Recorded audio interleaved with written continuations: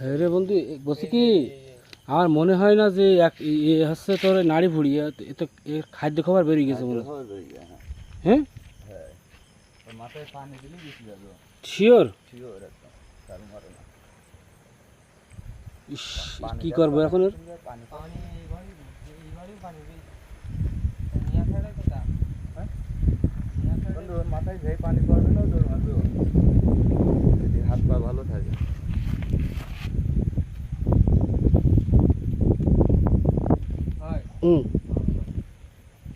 আরে না কিচ্ছু না, মাথায় পানি দিয়ে দেওয়া হবে কি করবো।